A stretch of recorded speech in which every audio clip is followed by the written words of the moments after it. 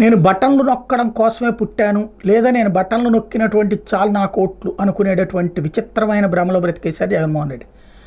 ఆ భ్రమే ఆయన్ని గద్దె దించి ఇవాళ రోజున ఏంటి అని వెనక్కి ముందుకు వెతుక్కునే పరిస్థితి ఇచ్చింది. పరిపాలన అంటే ఉట్టి బటన్లు నొక్కడమే కాదు, లేదా పెట్టుబడులు తెచ్చుకోవడమే కాదు, అడ్మినిస్ట్రేషన్ కరెక్ట్గా ఉండాలి.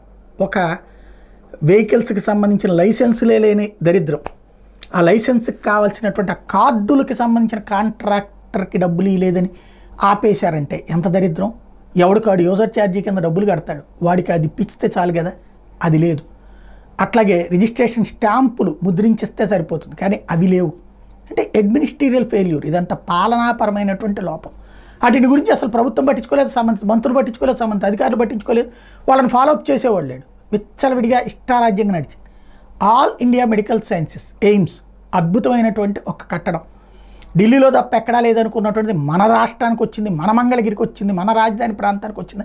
సంతోషపడితే నీళ్లు లేక ఇబ్బంది పడ్డటువంటి పరిస్థితి, ట్యాంకర్లతో నీళ్లు తెప్పించుకున్న పరిస్థితి అనేకసార్లు నేనే వీడియోలో ప్రస్తావించా. నా వీడియోలు ఫాలో అయ్యే వాళ్ళకి గుర్తుండి ఉంటుంది. కానీ పట్టించుకోలేదు ప్రభుత్వం.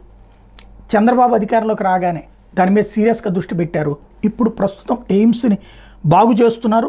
తాజాగా చూస్తే ఆత్మకూరు దగ్గర 30 HP సామర్థ్యం కలిగిన పంప్ సెట్లు అమర్చడానికి ఒక పంప్ హౌస్ నిర్మిస్తున్నారు. ఆ పంప్ హౌస్ ద్వారా నీళ్లు తీసుకురావడానికి అక్కడ పైప్ లైన్లు వేస్తున్నారు. ఎయిమ్స్ లోపల ఒక పంప్ హౌస్ నిర్మిస్తున్నారు. డిసెంబర్ మొదటి వారానికన్నా పనులు పూర్తి చేసి డిసెంబర్ 15వ తారీఖు కల్లా నీళ్ళు ఇవ్వాలన్నటువంటి సంకల్పంతో ప్రస్తుతం ప్రజారోగ్య ఇంజనీరింగ్ అధికారులు పనిచేస్తున్నారు.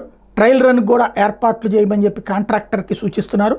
రోజుకి 2.5 మిలియన్ లీటర్ల సామర్థ్యం ఉన్నటువంటి నీటి శుద్ధి ప్లాంట్లో filtration house, chemical house, clariflocculator, flash mixer నిర్మాణాలు ఓ పక్కన ఇప్పటికే పూర్తయిపోయినాయి. ఆత్మకూరు ఎయిమ్స్ లోపల 30 HP సామర్థ్యం కలిగిన పంప్ సెట్లు అమర్చడానికి పంప్ హౌస్ పనులు కూడా చేసేస్తున్నారు. 250 mm డయా వాటర్ పైప్ లైన్లు పనులు కూడా పూర్తయిపోయినాయి. టోటల్గా నీళ్ళని ఇచ్చి ఏదైతే ఎయిమ్స్కి వస్తున్న రోగులకు ఎదురవుతున్నటువంటి సమస్యని పరిష్కరించే దిశగా, అలాగే ఎయిమ్స్ డాక్టర్లకి వాళ్ళకి ఎదురవుతున్నటువంటి సమస్యను పరిష్కరించే దిశగా అడుగులు వేస్తున్నారు.